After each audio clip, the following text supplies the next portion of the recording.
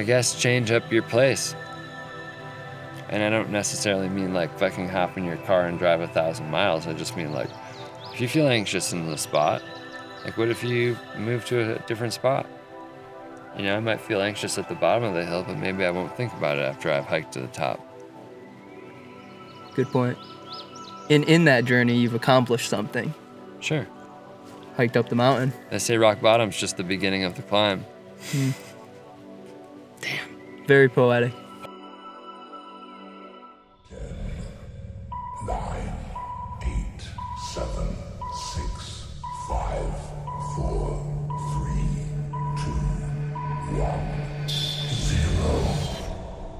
Greetings, fellow Bindlists. Welcome to episode 29 of BINDLISM, a philosophy to a self-sufficient lifestyle. This episode, Kyle and I had a nice chat with a good friend, Tyler Rhinehart. Tyler is a nomadic free spirit who spent the last 3 years traveling in his van with his dog Nivia, seeking new perspective while mastering his skills of banjo and poetry, where he performs at festivals and music venues alike.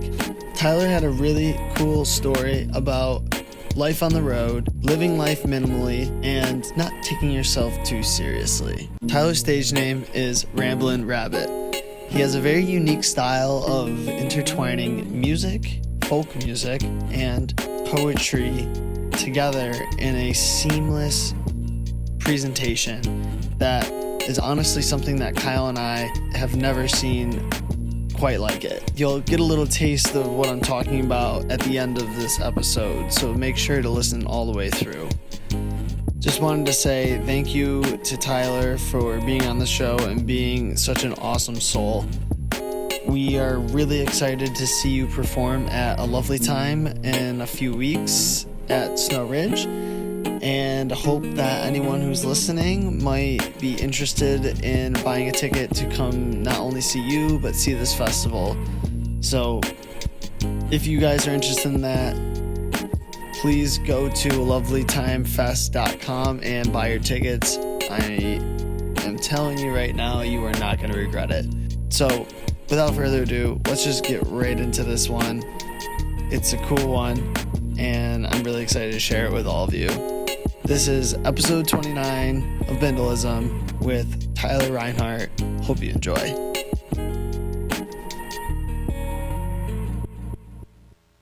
Are we on the dang thing already? We're doing it. We're live. You didn't tell me that. So we're at Snow Ridge in Turin, New York. We're doing a little vacay podcast here with Tyler Rhinehart. Rhinehart. Wow, Rhinehart. I can't This pronounce. dude right here is beautiful. S.O.B. Sorry, I can't promote any beer companies we're not sponsored by. But We'll just blur your hand out. job site beer is a job site beer. We didn't tell them what time of the day it is, did we? It is 11:51 a.m. on 6/29/19 here It's the at second job Snow site Ridge. day beer. Hanging out with Tyler Rhinehart, with Andy Badula and Kyle Fisk, the Boho Boys. In case anyone who hasn't listened Bindle boys. yeah, Bindle for anyone boys. who hasn't listened to the show. Boho Boys is good too, though. I like it. A Sounds lot good. of people We could call refer you the to us Ho as Boys. boho. Oh boys, hell yeah! We literally I've That's what I'm gonna call you after we job site after this. Boho Because I'll Ho put you to Boys. use with a hoe. the ho boys. We're here for a job site, and Yeah, why don't you tell us about what's going on here today? okay, we swore we wouldn't mention this because we beat that. Oh yeah, well it doesn't have to be associated. Okay, so we're just out here digging in the woods, digging a freaking bowl, concrete skate bowl. Don't ask me where, but ask me when. Yes. Going super incognito. Do you guys have any plans for like doing anything wacky with it, or is it gonna be just a traditional kind of flow to it? I think there's not too much money to make go wacky this year, but maybe next. So yeah, we're up at Snow Ridge. Love it. We are Just told him. hanging out, setting up for a lovely time, but not really. After all, All right. Yeah. All right, so, All right, so let's just get straight into the intro. And the dog's walking in tall grass. Oh, Niv's here too, just hanging out. Yep. Doing dog Eating a things. deer leg that she found, didn't kill. So, Tyler, why don't you introduce yourself, tell everyone kind of a little bit about who you are, what you do, and kind of run from there. Okay, I'm Tyler Rhinehart, and I'm a Virgo. Nice. Some days I take fat shits. Some days I don't take fat shits. Anyhow, Just fun fact. what do I do? Can I put that on the screen sometimes? Yeah. Fun fact. It's popping Sometimes. up over there. You can't So, tell, but I'm staring. what at a do phone. you do? That's a good question. Other than take fat shits, Yeah. I walk my dog, and I dig holes. I make the grass short. I play banjo music, hollering across ponds, and I am getting a phone call right now. He's very observational. What do I do? Okay, so I always ask, I don't know that number. Get out of here. Oops, I didn't mean that. I like the question, what do I do? Because usually people ask you that, or what do you do? And they're asking you, like, what's your fucking job? And, well, I just told you I make the grass short, so what else do you need to So know? that's your full-time job right now? I work 30 hours a week. Okay. Yeah. On salary, though, it's constant. Wait, who do you actually work for? Or I is work- it freelance. No, I work in Salem, New York. Ever heard of it? Witchcraft and wizardry. Salem, Mass. Different place. I don't Different. know if I know Salem, New York. Have you heard of Saratoga Springs? Oh, yeah. Okay. Okay. So Perfect. in Saratoga, if you drive northeast, east mostly, 45 minutes, you'll hit Salem, New York, kind of, by way of a few roads. And there, it's a small town, but one street light. And there is Salem Artworks. Are you living there right now? I live in that town, and I work for Salem Artworks, which is like a little sculpture park / residency program. That's pretty cool. It's pretty dope. How'd you find them? I went on residency there in 2014, doing You Sorry. becoming a doctor? residency. Yeah. Artists go to residency. Art and the art residency. Really? Do you not do residency? What's that? I don't know. You just asked me if I'm becoming a doctor. I thought you were in some sort of medical field. Doctor of art. I'm a fucking doctor dog. I'm just kidding. That's a musician. Yeah, that is Copyright. Copyright. Okay, so I work grounds there. I fucking cut the grass. I make the grass short and / everything else. It's an amazing place. Like landscaping work, Yeah, gardening. fucking running diesel machines That's pretty sick. and like making it look good. Do they get a lot of traffic? Do they get a lot of traffic there, in terms of like people coming to the? Totally, yeah. Yeah. So the other day, I was just talking about this today. We had this event called Music on the Hill. Ooh. Yeah. And so the hill is a sculpture park. It's like 120 acres. So we put a stage up there, which is something I help with. There's only so many employees there, so we pretty much do everything. Mm-hmm. And Wear many hats. I wear many hats. I make the grass short. That's your main job title. Making the grass. Someone called me a facilities maintenance expert the other day, and I was like, that sounds pretty good. I'll go with that. It's high tech. I feel like if you can fit engineer in there somewhere, that makes it sound super legit. I'm constantly, waging war on green blades of grass. Look, Niv found another deer bone. That's fun. A lot of dead deer around here. We are Anyhow, out in the middle of nowhere. to answer your question, About what? What are we talking about? so your question. What does he do? No, your question Oh, yeah, but the was how many sculpts, people yeah, go yeah. through there. A decent amount. People are there all the time. That's awesome. And there's people in residence right now. It's pretty rad. But you should try to check it out because it's Oh yeah, fucking awesome. I didn't even know it existed. So Definitely. No, you don't. now Where everyone is it? knows. Salem, Salem. New York. New York, Not Mass. north Not the of witch trials. north of Saratoga Springs. East. East. Okay, like so going to. Saratoga is about level with Vermont, right? So it would be like closer to the border of Vermont. It's pretty much Vermont. Salem is. Okay. Yeah. Yeah, it's pretty much Vermont. It's right on the edge. Fucking check it out. It's a nowhere town, and it's got Actually, I'm going up to Burlington for the 4th of July, so I could probably hit there. Are you gonna be working? Are you going on the 4th of July? I'm leaving the 3rd at night because I have to work. So I'm gonna go to work and then leave and drive straight to Burlington.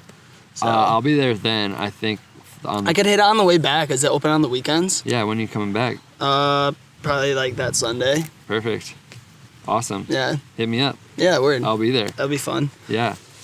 Everyone else, if you want to come hang out too, feel free. Sometimes I forget that's right there. It's not even here. That's the whole point. No, we're not even in reality. Oh, this doesn't, like, I'm sure you interview people and like, I don't know, the microphone's kind of making me upset. Whereas, like, I'm the type of person who walks around and puts microphones in people's faces. Yeah. So I'm like, okay, like, this is fun. That's what I like about, instead of having, the traditional setups where everyone's got like a mic right in their face and they're like in like a radio studio. Mm-hmm.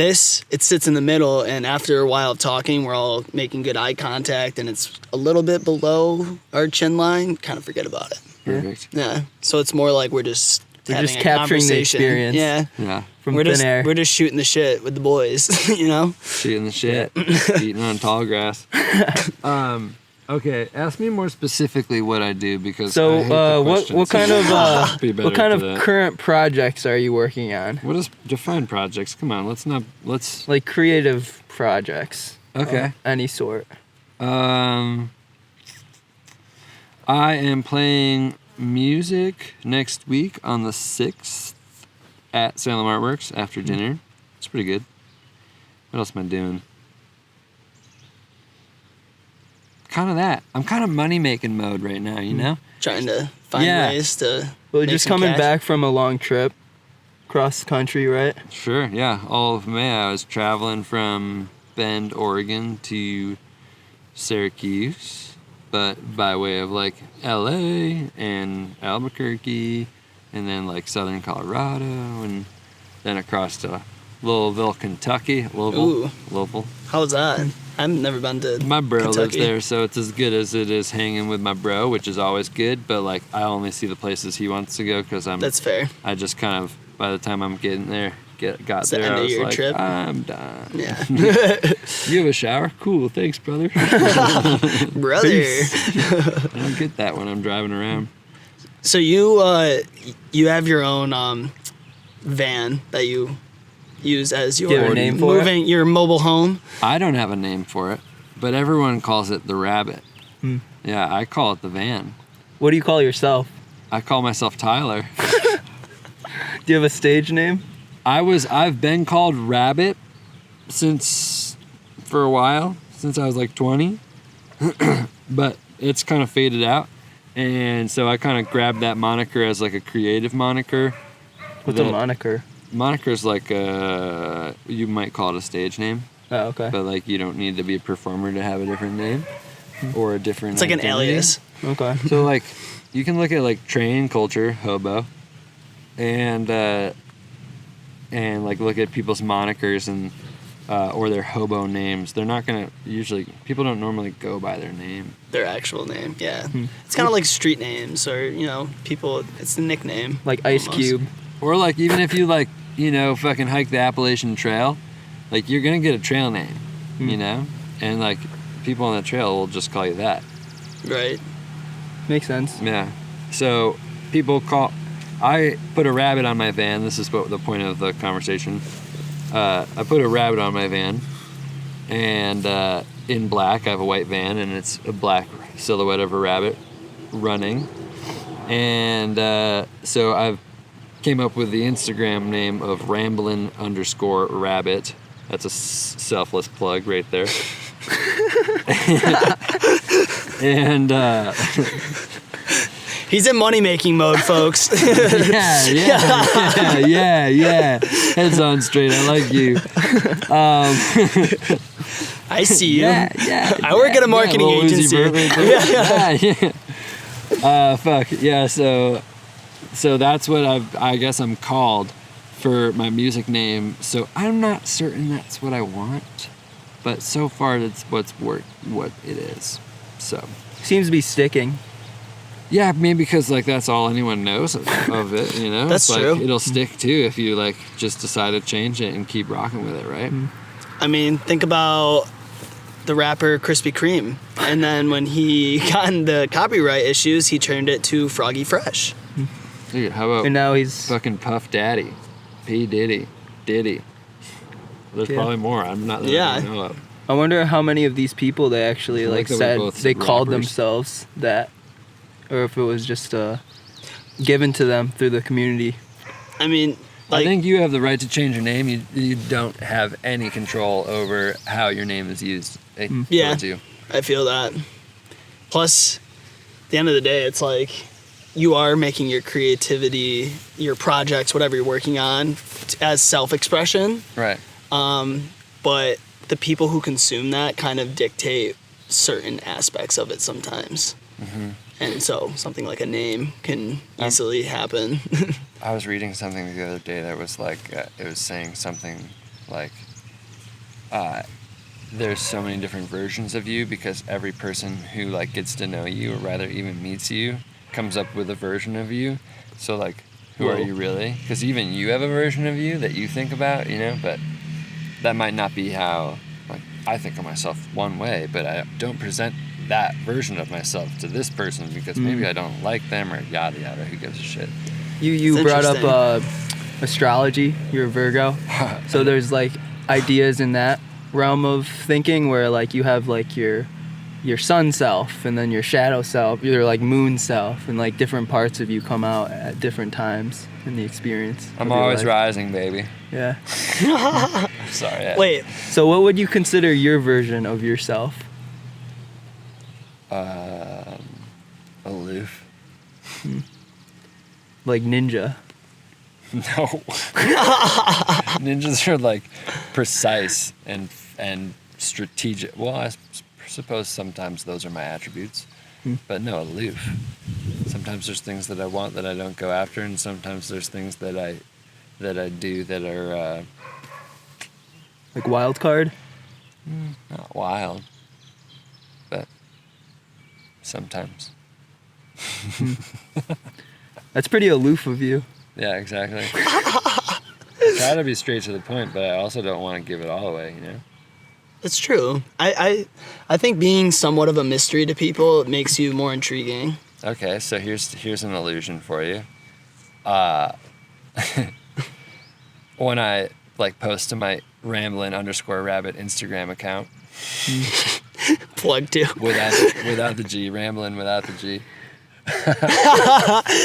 So whenever I post to that, I might get people who hit me up, like my friends who are like, "Where are you?" You know, like, "Fuck, I never know where you are," and I'm like, "Yeah, well, duh." Like, I don't want to. I learned really quickly, because this would be about 3 years with my van and like traveling around the country.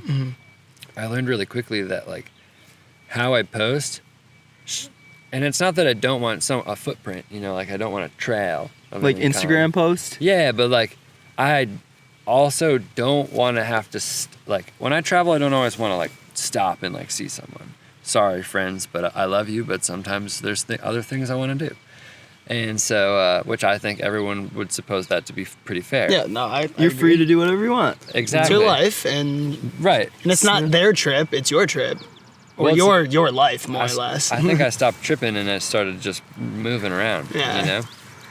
Because that just was the normal at that point. yeah, so it was like going on a 3-month vacation, but I just driving. It's kind of cool too because humans by nature are nomadic. So the fact that you're kind of going back to a more natural state Primitive. of human. I wouldn't say primitive. I think it's Just driving around. yeah, it's I don't know. It's just the idea of moving around and not sticking to one spot all the time. You're you run out. experiencing more than the average person by doing that. Until you run out of money. Fair. It's fair. Then you have to stop. But that's okay.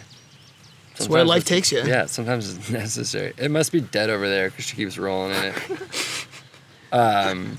She probably low-key killed it and we didn't see it happen. You said that you travel around until you like basically run out of money. Are you at that point? I'm the always process? at that point. It's not a lucrative lifestyle. It's not. Do you worry about, say, the average retirement age, not having the funds to sustain yourself in the long run, or do you just consider doing this type of lifestyle just for forever? Dude, there's always ways to live and like get the things that you need or want without having to like sit down at a desk job and like fucking make money. I agree. And those ways are out there as long as you are putting yourself out there. And I hate to say that because like some people are introverted, some people are extroverted, some people are fucking both. Yours truly. Ambivert. Is that what it's called? Yeah. Ambivert?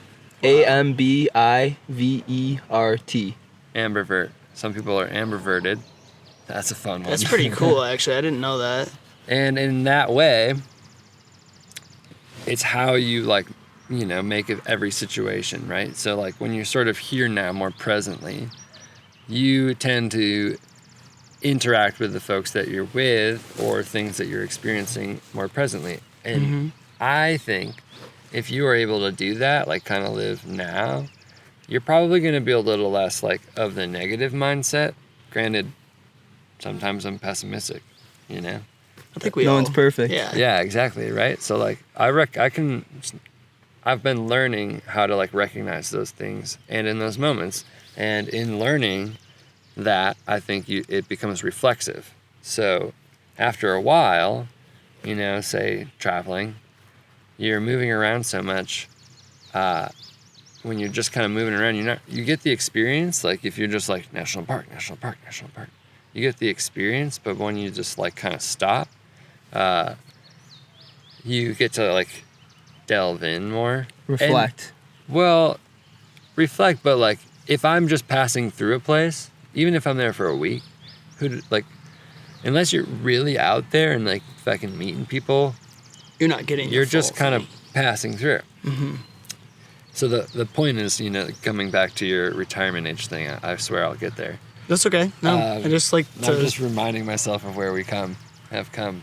So anyhow, you're all right. So you're like, when you have to stop and say, make money and live somewhere for 3 months while traveling or living on the road, which is, I think, maybe a better way to call it, you're going to start meeting folks. And the longer you do it, the more you put yourself out to meeting folks. And this is coming from an ambivert. And so in those connections, they'll constantly build into something. And so for now, I might be making no money, but I've made connections that, like, say, if I want to start down a path but need to spread my fingers and kind of grasp at my reach, I can. Because you've done the foundational groundwork to build out a network. Foundation's the perfect word. Yeah, I have a foundation. And I thought at first, like, I was living in the van for the past 8 months before coming back to the Northeast. So I thought at first, like, leaving, and it was hard. But I thought, like, when I had to start stopping, I thought, like, why the fuck would I ever leave the foundation that I built, you know, the fucking community? Because it's out here. It's out here, like a major, like where I am right now, Salem Artworks, that's like part of my foundation. That's like, there's people there that can spread my fingers a little bit wider, you know, or catch me if I need a little bit of that. And those, I have, you know, I think probably everyone has these little pockets of that everywhere. Maybe it's centrally located, but the more you move out, the more little pockets you have. Right. And you might never have to fall on those pockets, but you might be able to reach out to them at some point and say, I mean, this is what business folks and people who are sort of like in the socially minded sphere now just call what, I was going to say connections, but that's not networking. Networking, thank you. Yeah. Yeah. So it's just You're building a networking. web of connections. But it's this network, right? And that's, if I can make a slight joke, that's very on brand, right? Sorry, I'm poking fun. So now it's like, okay, if I ever want to go back to Bend, Oregon, where I was for the winter, I can land there and have support if I need it. Hopefully I don't have to, I wouldn't go there without being able to support myself. Right. But like, you know, If necessary. change is constant. So You never know. what's fucking Yeah, gonna happen. exactly. Like I know of a dude out there who, if I needed work within my first month, he'd be able to give me at least a week, you know, and that's a few $100. It's not a lot of money, but it's like, shit, you don't need a lot of money when you don't pay rent and you just, if you don't drive around, like you can just, you can eat. Yeah, Feed the we bitch. talk a lot about this, but Kyle mentions in certain things, like once you've as long as you can meet your basic human needs, you know, everything else is arbitrary, really. Yeah, and it's a reliance on money. So if I like come back and I'm finally getting there, nice. If I come back to retirement age, like fuck man, I could die driving around this year. And I say that as a very morbid reality, because I was on a road trip with Nick Feely and Pierce Brothers, and Nick hits a fucking cow on his motorcycle in the middle of the night. Only breaks his leg, destroys his motorcycle, kills the cow. I mean, that's just something you can't avoid. I mean, that's even as awake or alert or cautious as you are, you still, It's like fate. yeah, Just that's the word. things around us may seem like they're stable, but there's a lot of uncertainty and chaos happening, and you're just a part of it. Exactly. So when I want to worry about retirement is when I've, want to worry about fucking having a family, if that's something, you know. So there's things that come first. And I guess the lens I want people to hear this by, I'm not saying like you're retiring, but it's like that age where people are kind of settling down and they're not spending as much time on Worrying say about working a job or whatever. money. But it's also interesting because, you know, we talk about what we're doing, and I don't ever see this being something I want to stop doing, even when I'm at that 65 or, you know, whatever the age may be. I don't see this idea or like lifestyle ending at that point. I think retirement to some people may seem like, oh, once you hit retirement, like your life changes completely. So that's a good topic. True. Is what does retirement mean to you? I don't fucking know. I think usually, I mean, if I can speak on not necessarily me, but usually the retirement is sort of leaving behind the life of one, worrying about money, and two, worrying about a job. You know, and maybe if you're more entrepreneurial, that is a whole different meaning in and of itself, because Right. It's not just leaving behind a job, it's like leaving behind a total lifestyle, because you're the director and the organizer and the hands on the operation. So what does retirement mean to me? Well, I don't know. I think maybe I made it that far. Another interesting idea is that, you know, when you're investing into your retirement fund, you're putting in money into that fund. So then later on, when you do settle down, quote unquote, you can take out of that fund and utilize for like sufficient enough resources to sustain yourself. From an economic standpoint, you're kind of doing that. And I don't want to make this like inhumane, but like you are investing your time, but you're investing it in this way that's like more human in terms of like making connections, traveling, gaining experiences. So then later on, when you do settle down, you have people to reach out to. Or you don't, because Or you're you don't. focused on working. So you get to the point of settling down. The American undream. No, I think that it's like it depends on who you are. Like,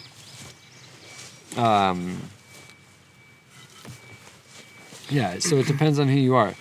Maybe you retire and then you don't ever stop working, or maybe you retire and you start living it up.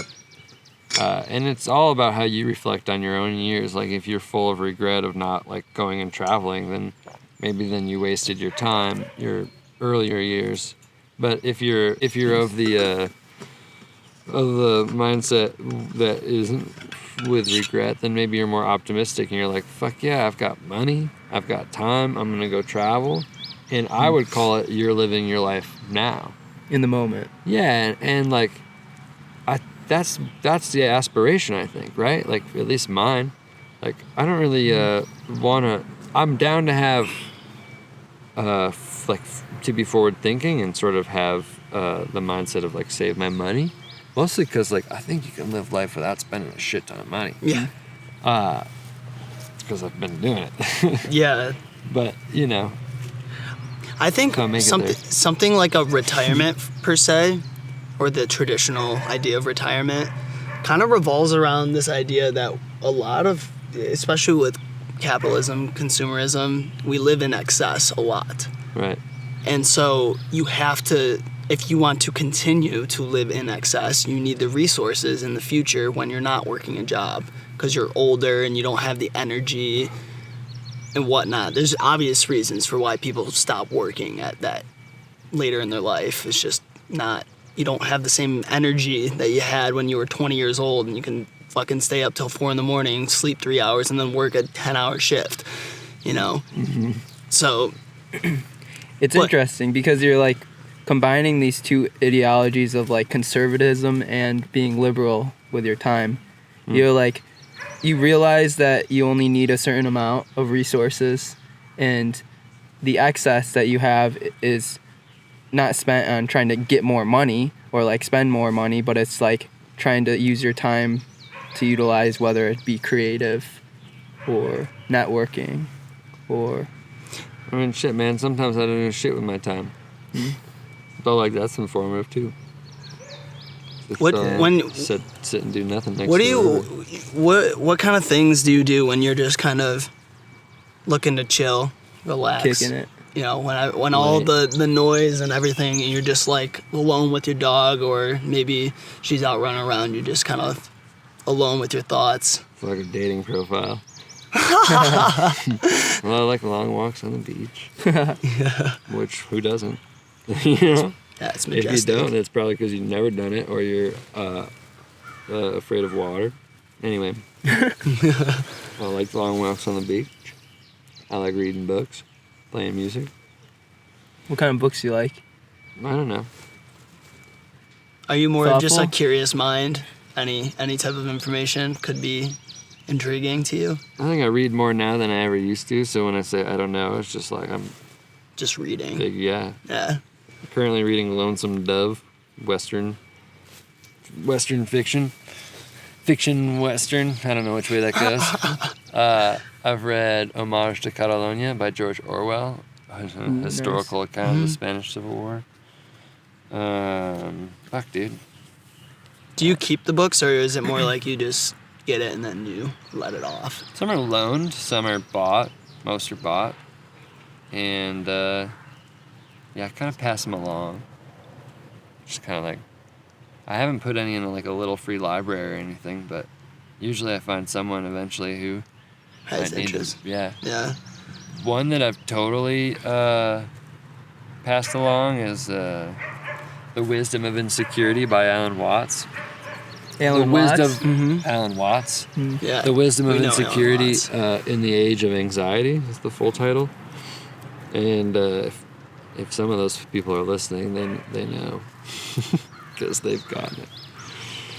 But like, you know, I think I probably learned that from someone just giving me a book once and being like, you should read this. And then I never saw him ever again. So going back to the Alan Watts reference, do you suffer from anxiety? Well, I don't want to say suffer, but do you Who doesn't have have anxiety? anxiety on the daily On the daily? or like frequently? Probably. Where it's I mean, I'm not, like- debilitating? No, Not that bad. no. No, I'm chill as fuck. I was gonna say, for some, So chill. I feel like someone who travels a lot and is experiencing a lot, if anxiety was debilitating, they wouldn't be able to handle the changes and uncertainty that happens. Yeah, but like, you know, it doesn't have to be that extreme. I mean, some people have pretty bad anxiety, but just taking a quick stretch, you know.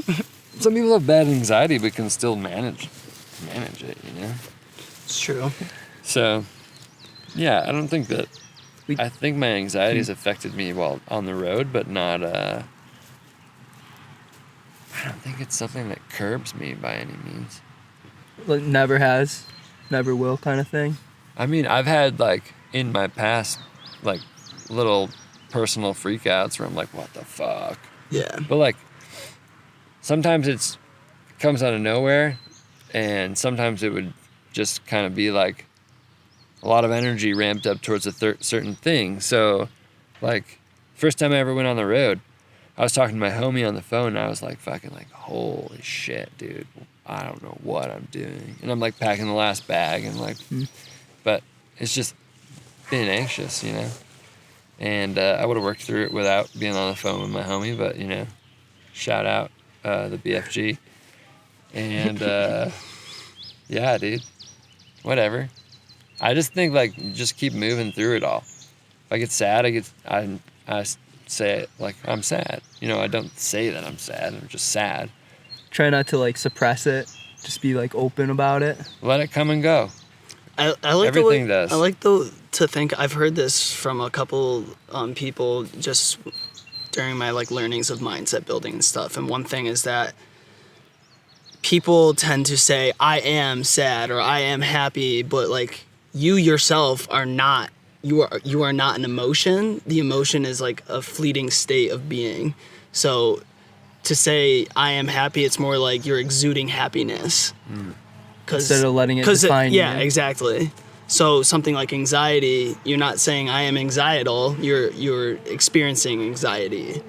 You know, I like words a lot and how they're arranged and how they're enunciated. Mm-hmm. But what you just said makes me just kind of be like, well, I'll say I'm sad because like I'm sad right now.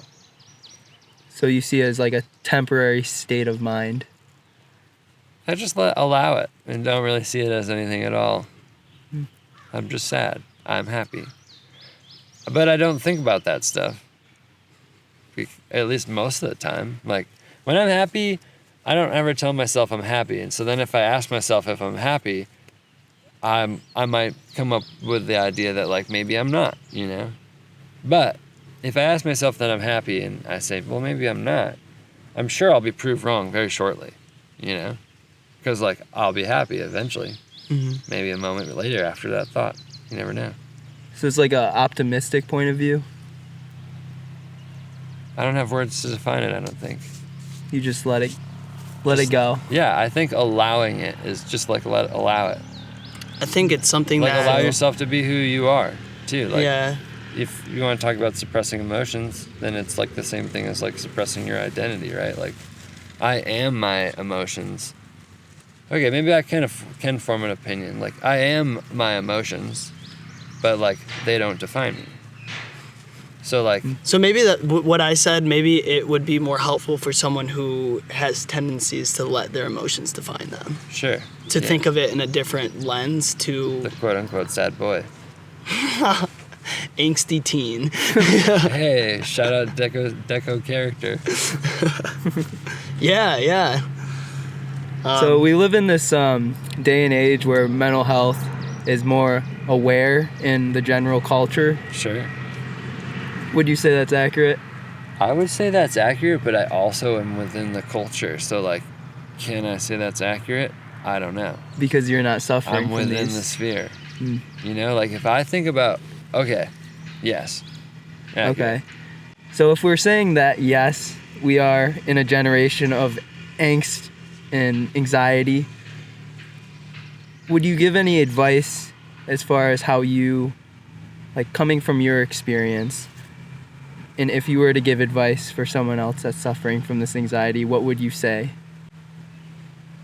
Not trying to tell them what to do, but just something that's worked for you to through, get through a anxiety. tough moment of anxiety or just struggling with your own mind. I guess change up your place. And I don't necessarily mean like fucking hop in your car and drive 1,000 miles. I just mean like, if you feel anxious in the spot, like what if you move to a different spot? You know, I might feel anxious at the bottom of the hill, but maybe I won't think about it after I've hiked to the top. Good point. And in that journey, you've accomplished something. Sure. Hiked up the mountain. They say rock bottom's just the beginning of the climb. Damn. Very poetic. Yeah. I didn't write that. I don't know who did, but I love it. I'm glad you said that though, because I wanted to talk a little bit about your poetry. Okay. So we've obviously seen you perform a couple times, and you like to mix your music with poetry as well, spoken word. Sure. You want to talk a little bit about that and maybe like some of the inspirations behind kind of, your style and what you like to talk about? Freestyle rapping. I always liked writing poems and like did so in high school and then older. I've been playing guitar since I was 15. I got suspended from high school for like a week and just did it. I decided I'd just learn that because I was probably half-assing covers of Bob Dylan songs or like Beatles songs before that. And then I started just learning more. You're like, maybe I should just learn how to play this thing. Yeah, but like I don't know how much I actually know anymore. I'm getting better. This year's been more growth, but I think we're all adjusting. We've Yeah. been sitting on this hill for a while. My leg's falling asleep. I've been you guys missed out on the log opportunity. This is how you keep yourself on a hill. Oh, good point. Sit on a log. A small one. It's like a door stopper, but me being uncomfortable stopper. Again, writing since young, like high school young, 28, so like 17 probably. Just no criticisms of myself. I just wrote when I wanted to. And then guitar since 15. Started a band in high school called Detour. Well, me and a couple friends. And we got in trouble, and all of our parents grounded us for too long to like continue. For what? Yeah, whatever. It's Youth.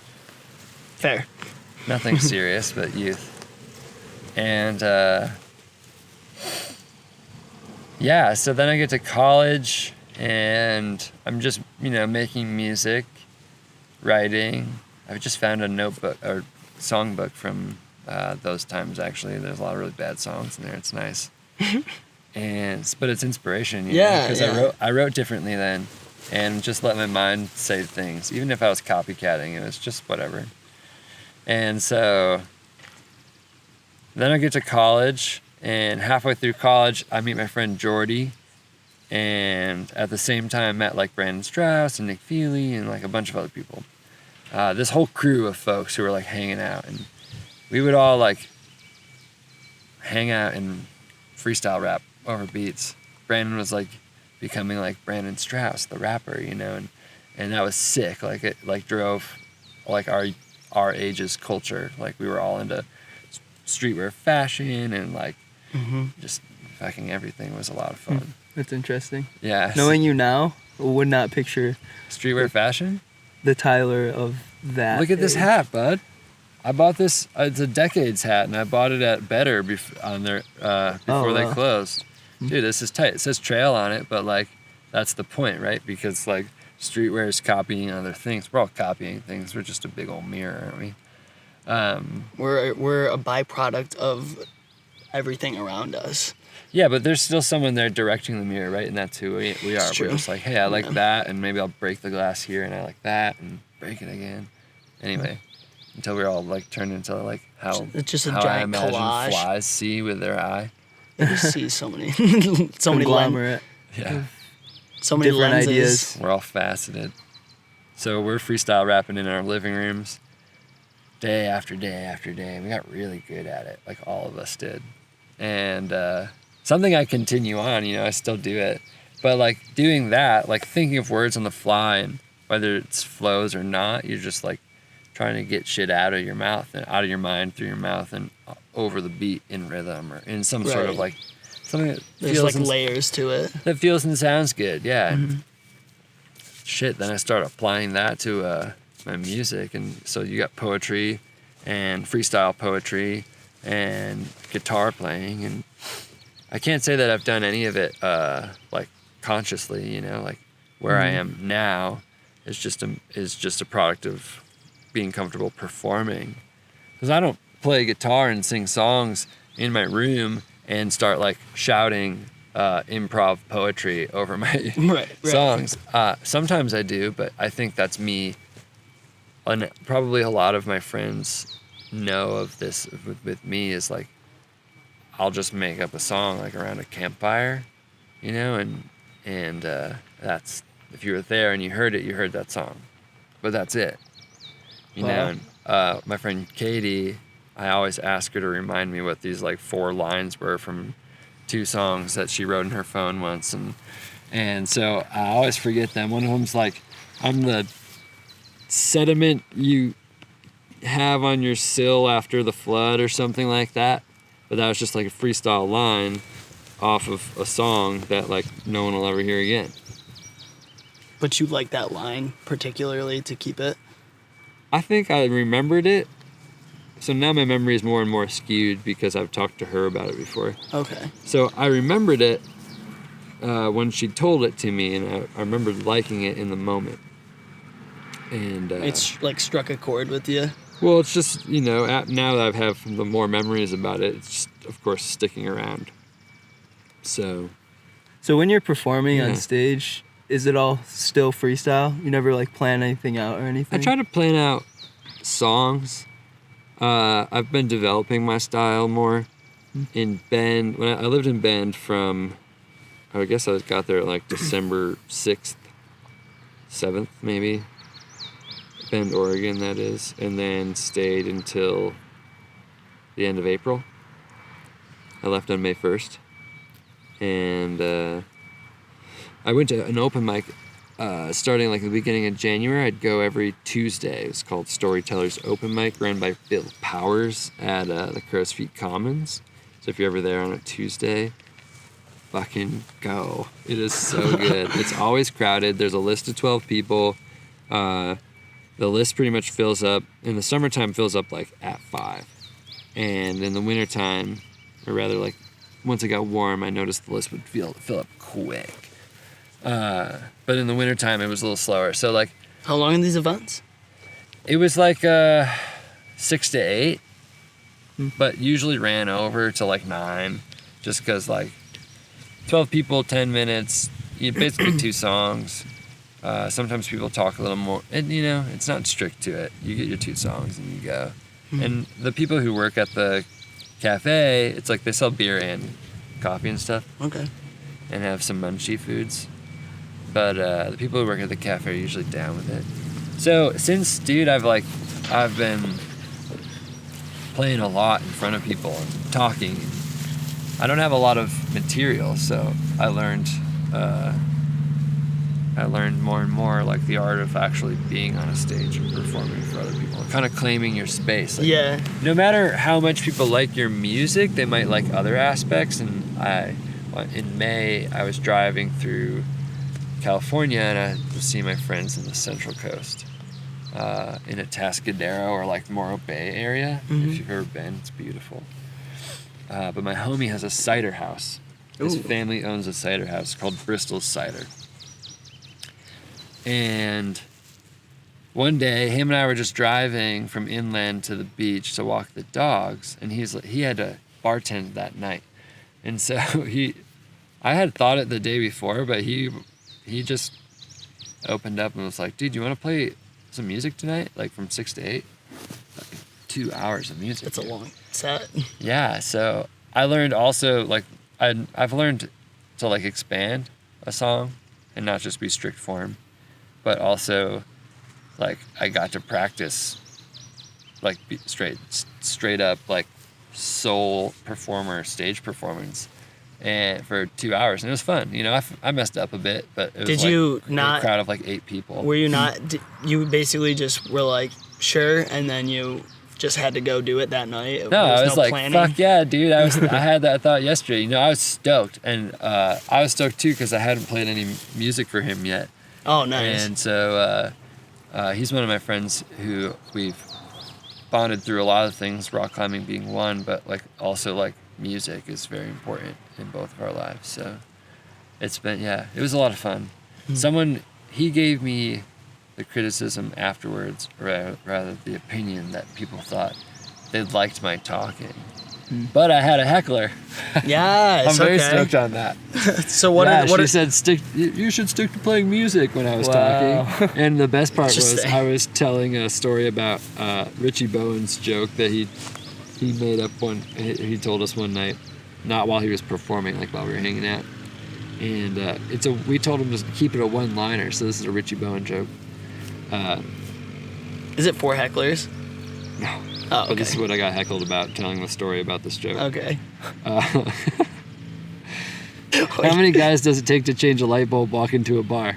You can tell I'm not a comic, but that's a great one-liner. It's a meta joke. It's a joke that's aware of itself being a joke.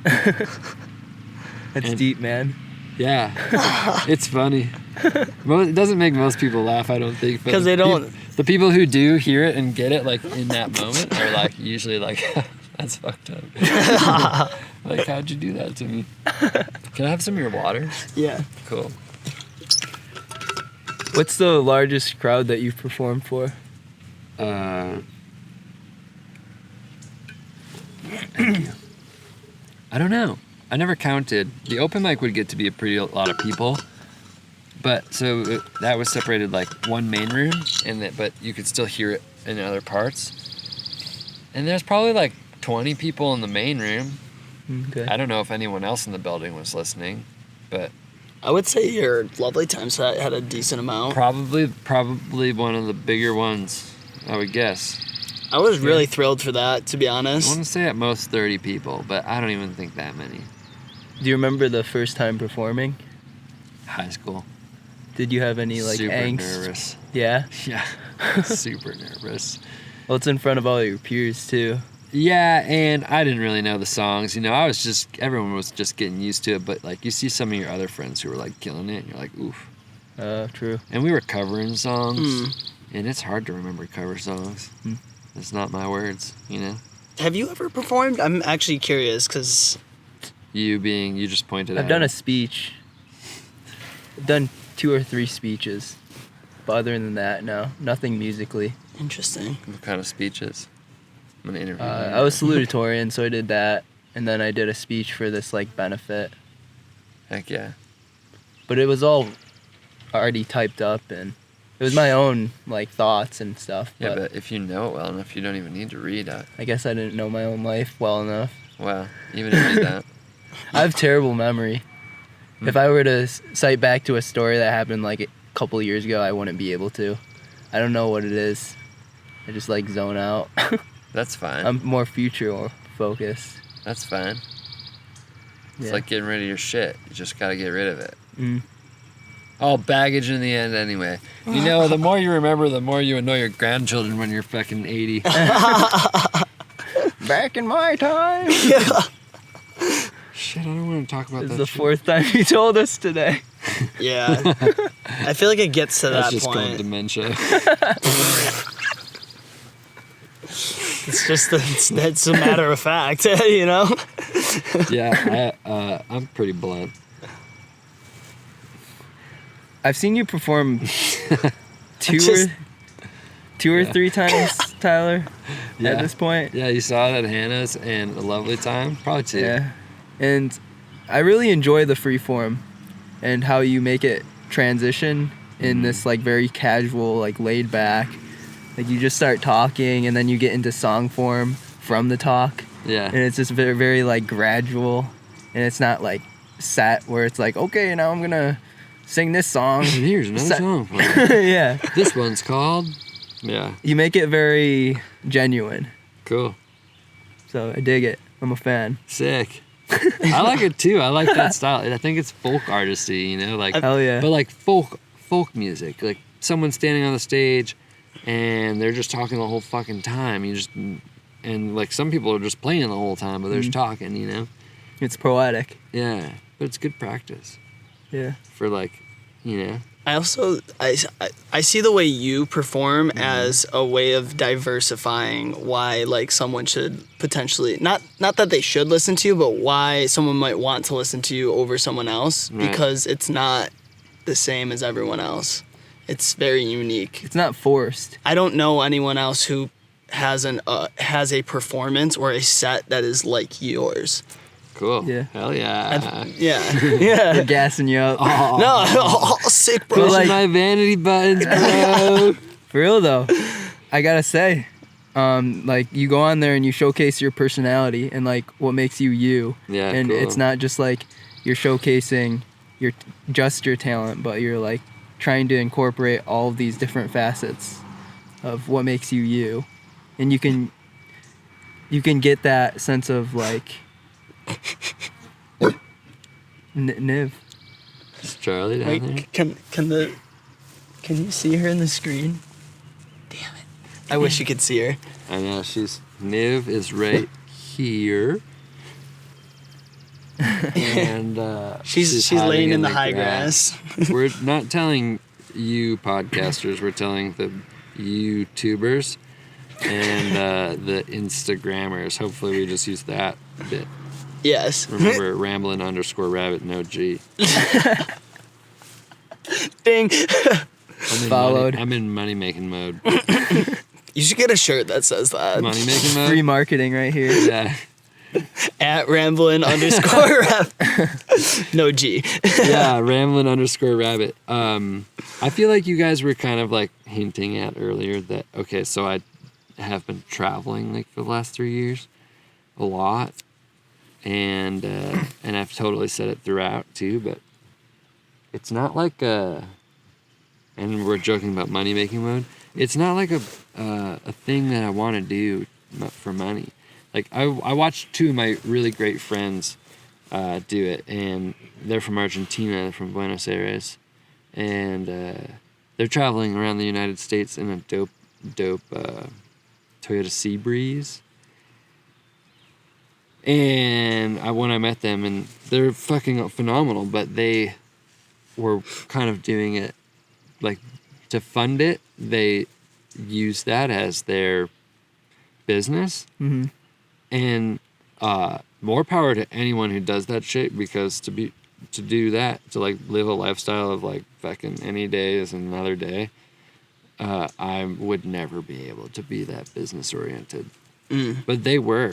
And it was inspiring, but I kind of decided, like, watching all that, like, nah, Ramblin Rabbit. I'm just gonna start saying that. Ramblin Rabbit isn't my brand, and to bring that back to the on-brand joke I made, it's like, I guess it is, right? But like, I don't walk around the world with the stamp that says my name on it, you know? Even Tyler.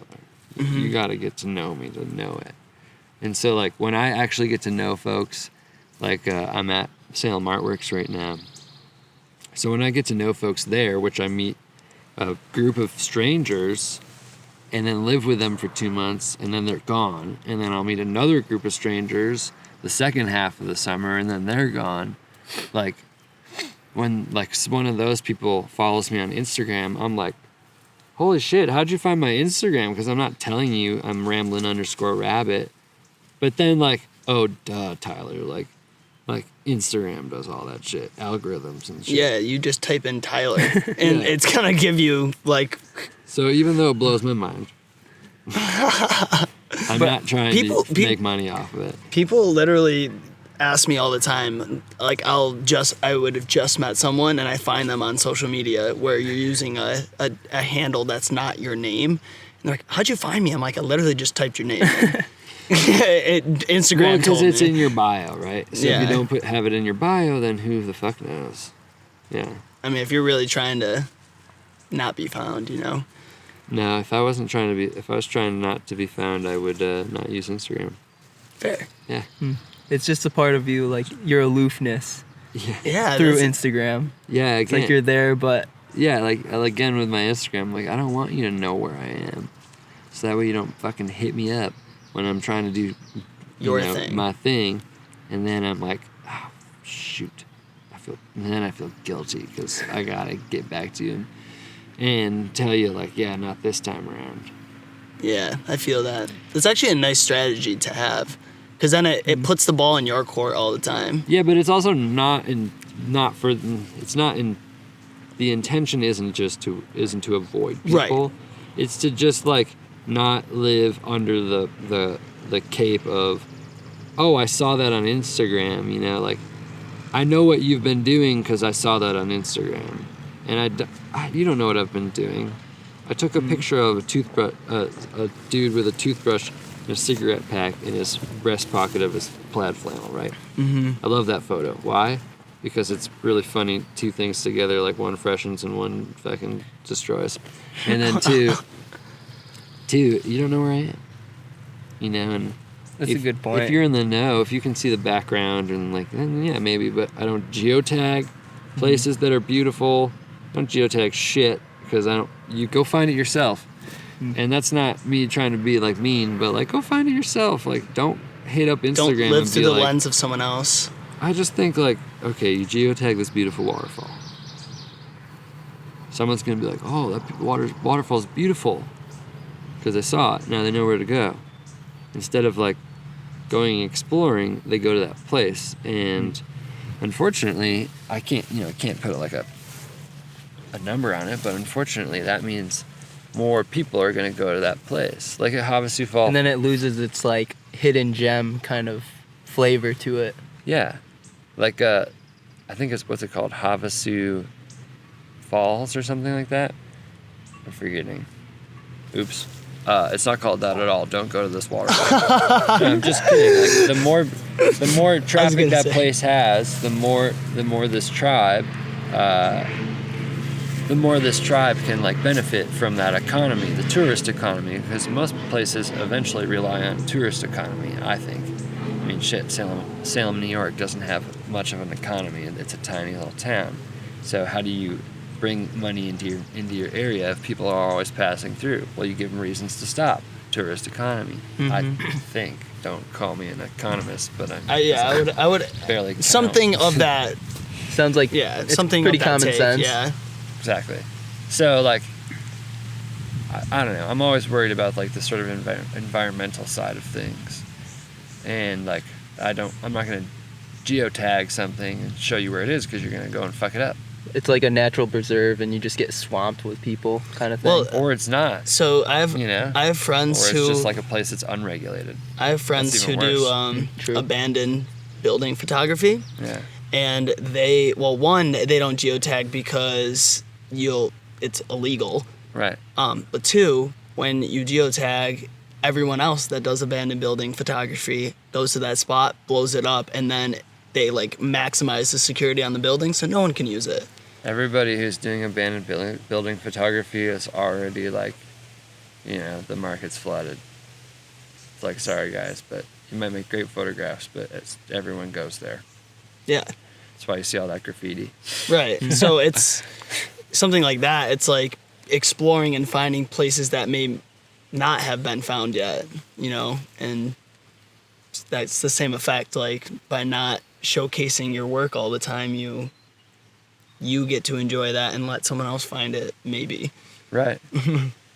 Oh, it's interesting, and in comparison, I was just thinking about, read this book, back to books. Look at this, guys. We're good at this. I read this book called Desert Solitaire. Okay. By Edward Abbey. And in it, he describes an account of him going down the Colorado River, which, if you don't know, goes from... Oh, God. I've swam in it. It's cold. Like 40-something degrees. 30? I think it's freezing. Almost freezing. It's cold. That's all I know. It goes, I'm pretty sure, from Colorado through Utah, and then... Down through Arizona. Yeah, right? Because that flows through the Grand Canyon. Oh, okay. That's the river in the it's Grand Canyon. Also part of the Hoover Dam and what's the Powell Dam? Lake Powell. It's Lake Powell, but what's the dam called? Oh, yeah, I know. Shit, I've been there too.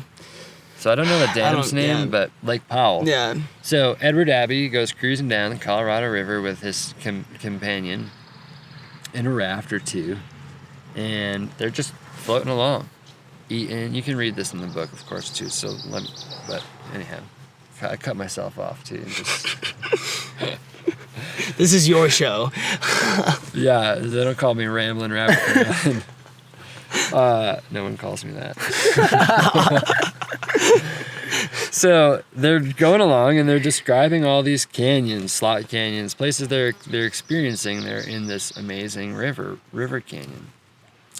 And he describes also the guy who initially explored it with like a 7 raft team or something and wrote a book, probably more than one. His name was, last name Powell, I don't know the first.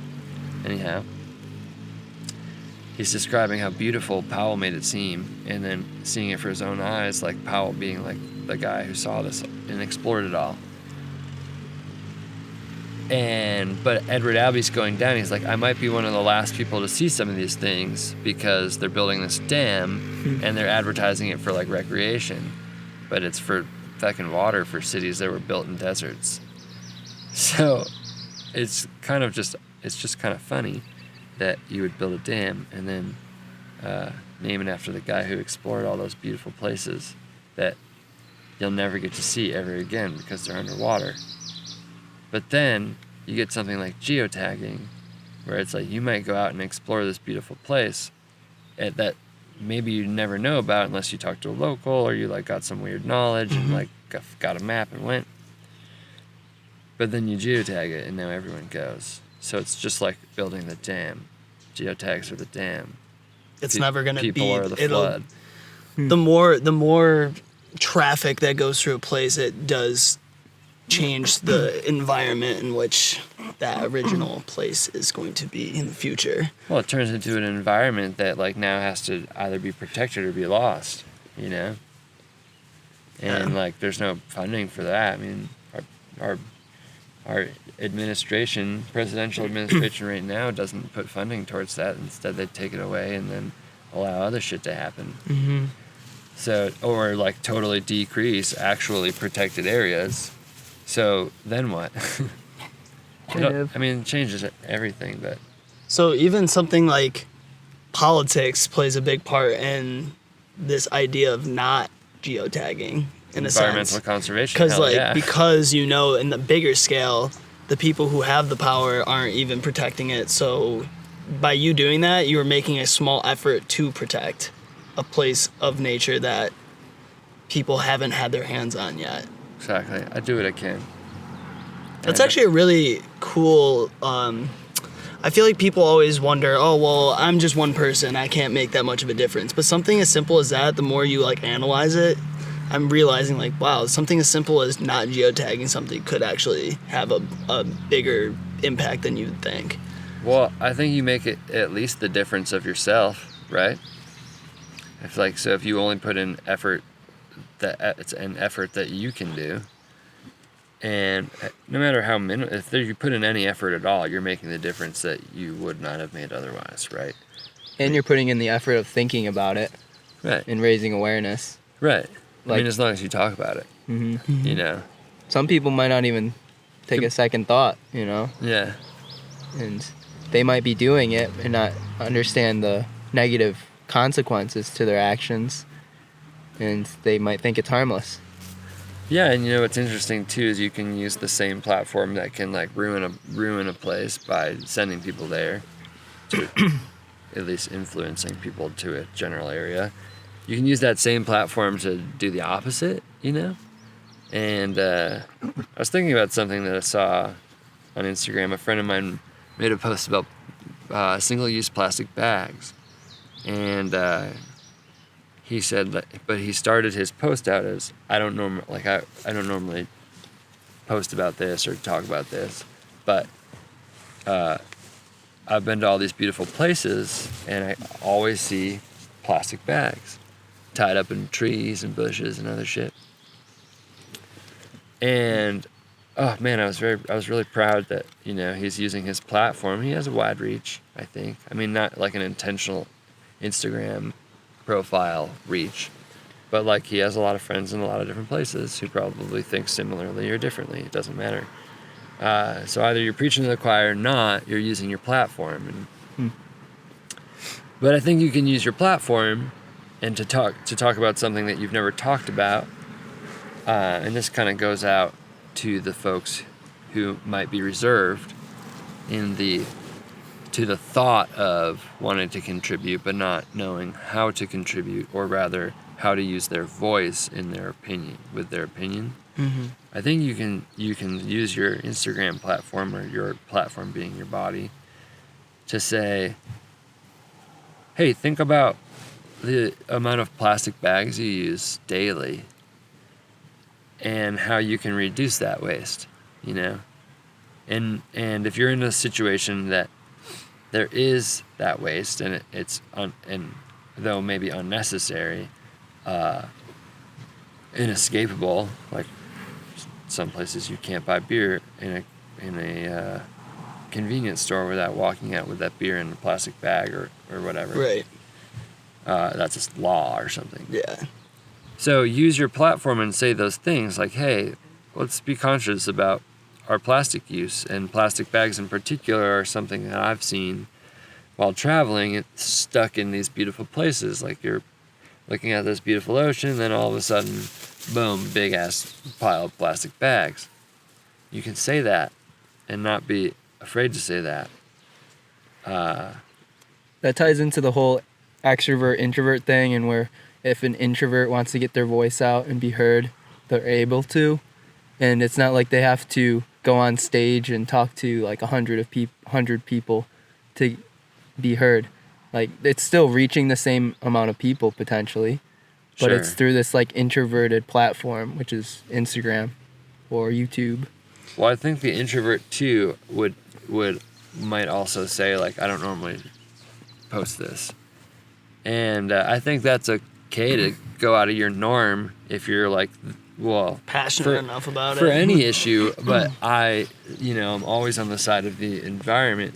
For any issues, it's like, hey, I gave this thought today to this thing that has been bothering me, and I'm telling you about it. And don't be apologetic about taking that stance. I think you should just, if you feel it and you want to say it, even to a lot of folks, then do it. You guys have a great platform that you have allowed for yourself and other folks to be able to say the things that are on their minds, you know? Yeah, and we want them to leverage off our platform. Yeah, it's very unapologetic. It's very like, here's this fucking shit. Give it a listen, and it's worth your time. That's good. And the other thing is like, it shouldn't be you apologizing and feeling like, oh, I shouldn't post this or whatever, because at the end of the day, like, it's up to the audience, whoever that may be, to decide whether or not they want to consume whatever you have to say. Right. So if you own the intellectual property of that profile per se, then you can realistically put whatever you want to a degree. Obviously there's rules. And so yeah, I agree, like you shouldn't be apologetic about anything you say. Use your platform. If it's your truth and it's what you believe in, then shit, say it. People say the most ridiculous shit, you know, and they don't think twice about it. So, well, it's hard to tell a story if you don't believe what you wrote. Good point. Couldn't say it any better. And a tittle. Yeah, and it's like placing judgment on yourself before it's even judged. It's like you're just kind of putting yourself at a disadvantage. Right. You know? And like you said, who's going to believe you if you don't even believe in yourself? Mm-hmm. Especially if you're talking about something like the environment, something that has a grand effect, it's bigger than you. Yeah. To not, if you are already doubting the information that you're about to share with people, then the effect of actually getting people to make a potential change is probably going to be less than if you are very confident. Because I think, especially somewhere like America, we're used to being sold on everything. Sure. So if I'm not sold on your take of an idea, then it's not an idea worth believing in. Mm. Unless you got true red-blooded American in you. Sorry, I work with a guy who talks like that. He's a blacksmith. Like, okay. Blacksmith, interesting. Yeah, dude.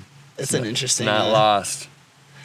I like that people do that stuff still. What else you got for me? Then we should job set. Quick question. Yeah. Okay. So you have tattoos, as I can see. Sure. Do you want to go through your collection? Okay, there's one you can't see, and I'll show the camera. It's right here. That's my right ankle. It's a bear paw. Shout out to the Bear Cave friends. That was some of the freestyling days. Oh, nice. / we were just all good homies. Little homage. Yeah, we all did them one night. Bear paws. Most of us did.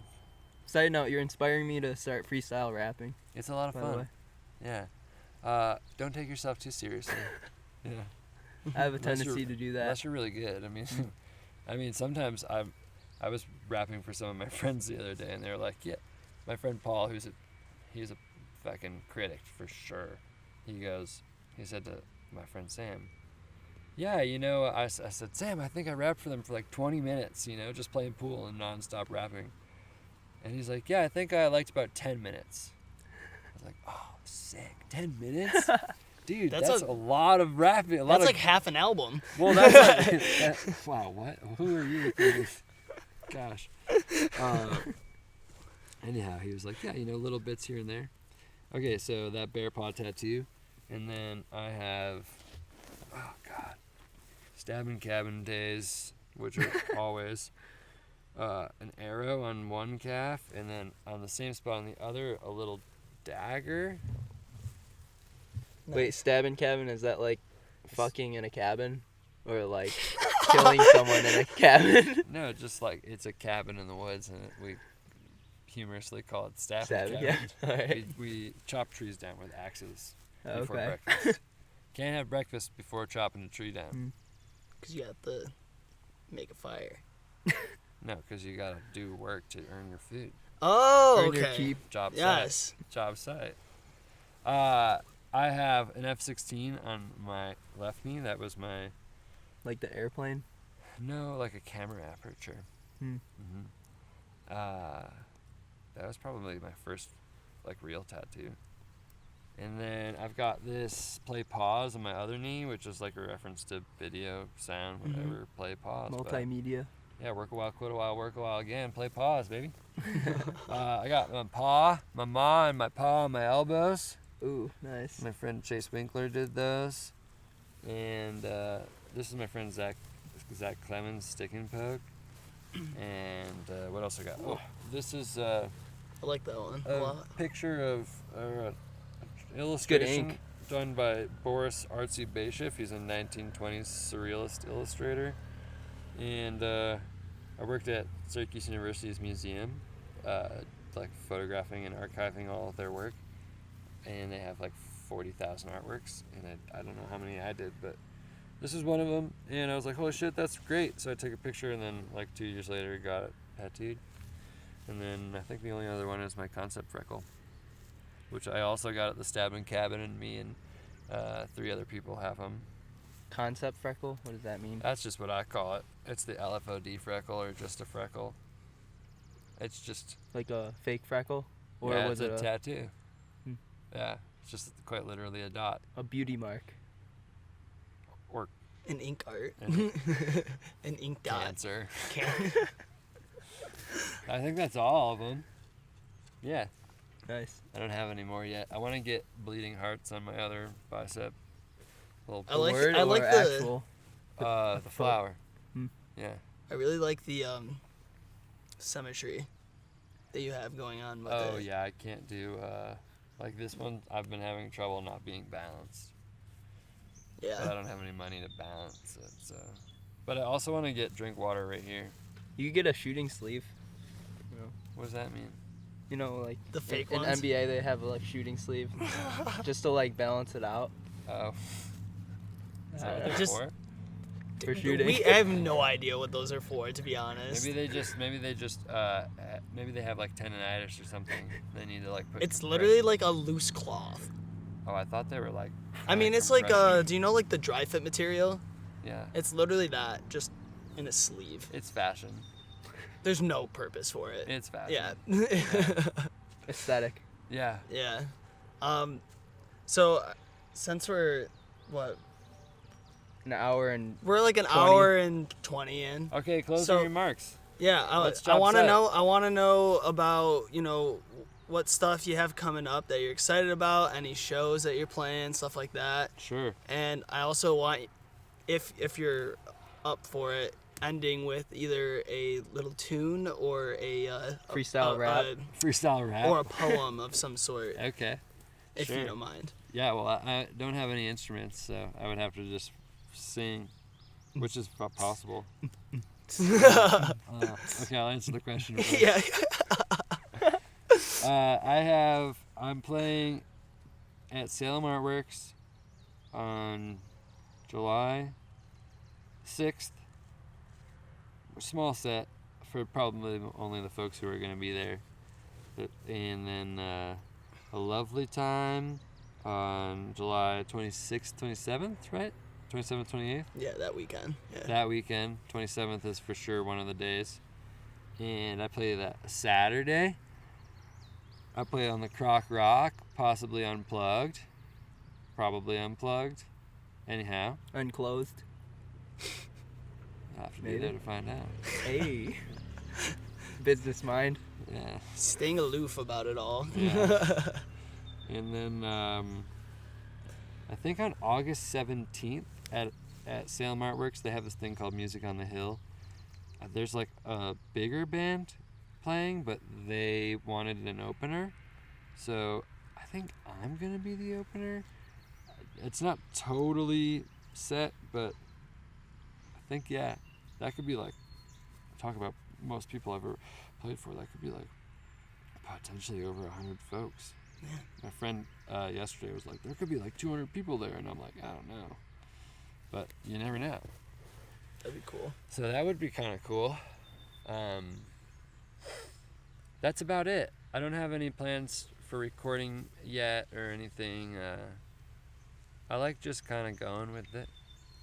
Yeah. Music's not my, like, identity. Mhm. No expectations. It's a lot more fun to just play when you want to play.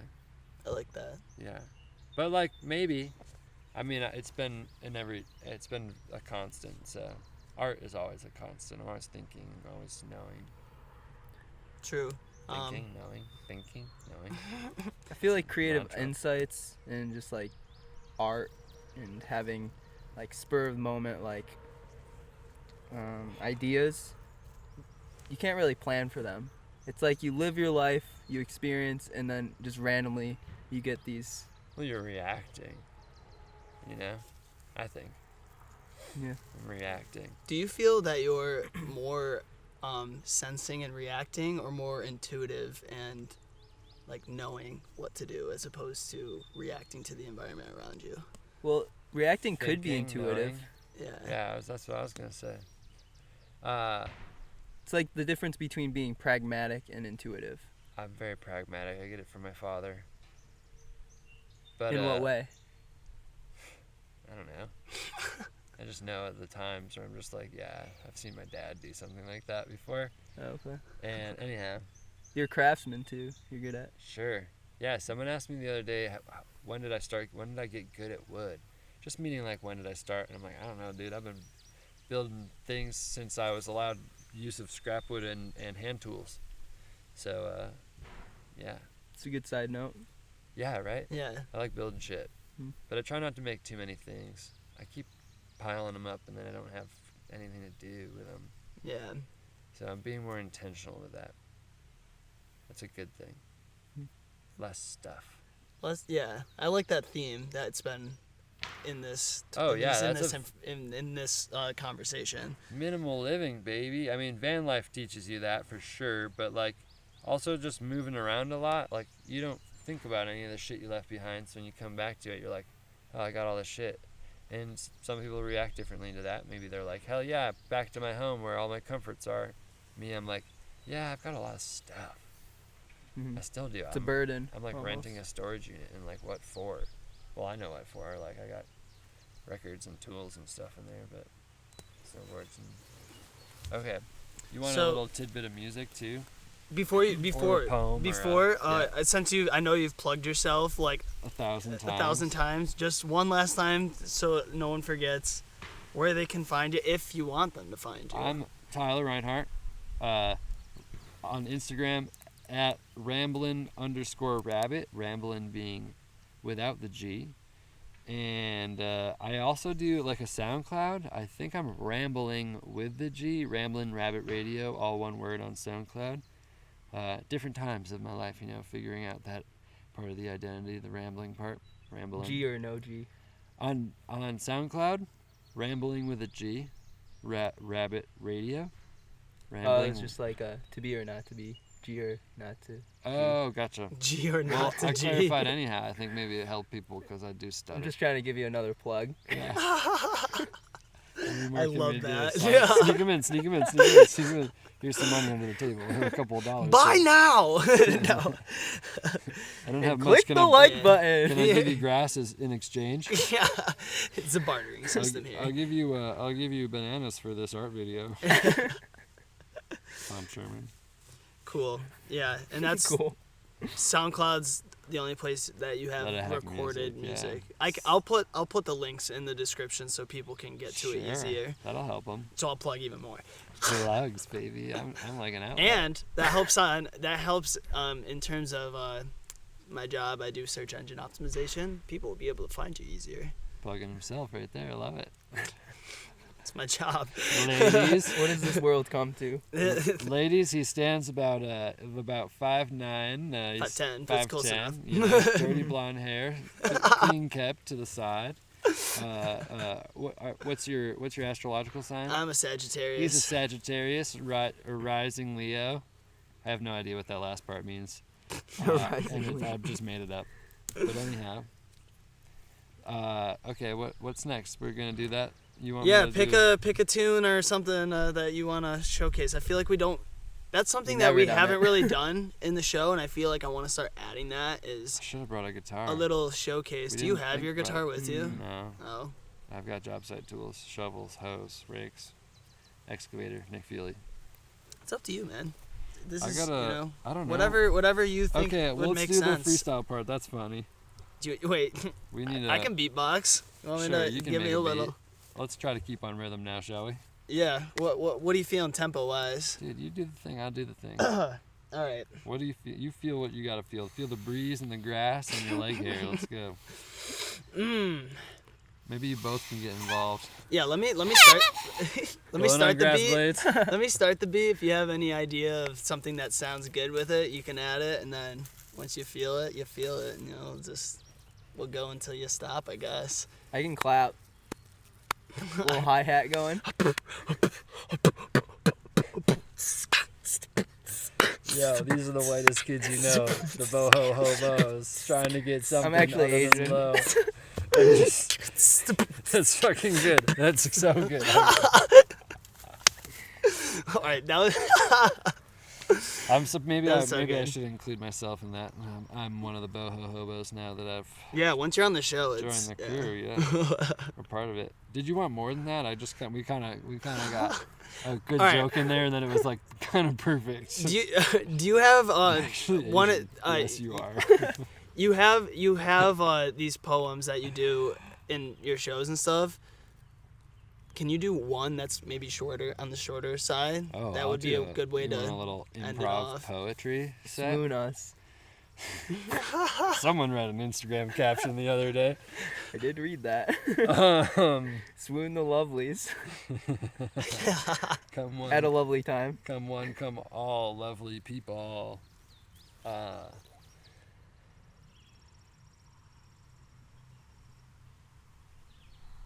I remember falling back into my bed. It must have been 6 a.m. And there was something knocking at my window going tap, tap, and tap. And I realized that what it was actually was my hand. And she's rolled off me by now, and it's dead asleep. I quite literally cannot feel it, but I'm wiggling my fingertips and recognizing that I'm just going tap, tap, and tap on my own head. So I've jumped out off of the covers now, and they're slowly slipping down my leg. As I notice my own breath, but lately there's not been much said, and I'm thinking now that maybe I should find out how in the world that sound has come into my head. So I walk, and I walk, and I walk, and I sit in the seat at the helm, turning keys in ignition where graphite once held and now silicone lube. I hear that starter pop, and it stays on, and it stays on, and it stays on, and it's so cold outside. The wind is blowing and the snow's around, and so I wonder what actually is that sound, and then my van falls dead. And I thought, not so bad to break down in a place where I can lay my head, the place that I call home, the place where I make my bed. Sure. Snapping. Yeah, we got snaps here. I hope you're just snapping at home. This has been great. Cool. Thank you so much, dude. Hell yeah. Peace, brother. Thanks, guys. Thank you. Peace. We're gonna go job site now. Let's go build a skate bowl. There's a fucking skate bowl happening, and I'm sure Nick Feely is tired. Let's get it. Cool. Let's get it. Let's get it. I taught someone get after it the other day. They're like, get after what? And I'm like, no, get after it. Like, go do it. And they're like, what? I'm like, get after it. Too abstract. You're too abstract for these folks. Oh. Thanks again for listening, everyone. As I said in the beginning, if you have a free weekend on July 26th through the 28th, check out A Lovely Time. It's up at Snow Ridge. It's their second year, and it is primed to be a great summer festival. We got the new concrete skate bowl that has been started and will be finished for the festival, and it's just overall going to be a great time. Tyler's going to be performing. The guest on our next episode, which is with Dirk Green, he's a EDM music producer, is also going to be performing there.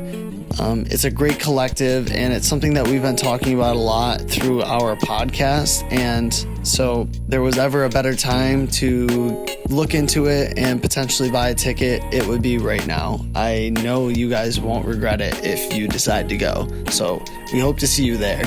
Thanks again to Tyler for being on the show. We love you, man, and just keep going after life with this positive attitude. I know that it's going to take you great places.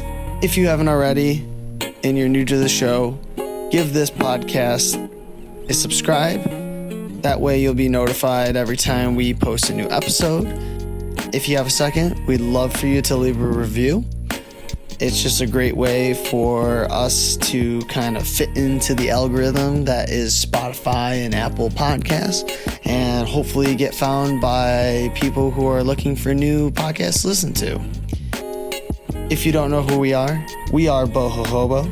You can find us at boho_hobo_ on Instagram and Twitter. Boho Hobo for Facebook and YouTube, and then Boho Hobo Lifestyle for our website, where you can find everything from our blog, our merchandise store, and all of our videos and crazy things that we're up to. You can find full-length video versions of the podcast on YouTube as well. So we have just about everything you could possibly need for multimedia going on over here at Boho Hobo. Thanks for listening if you're new, and thanks for listening if you've been listening this entire time. We love the support, and without you guys, we wouldn't be doing this. So we're just gonna keep on trekking as long as you guys keep on listening. Look forward to posting episode 30 with Dirk Green. And until then, we will see you next time on BINDLISM, a philosophy to a self-sufficient lifestyle.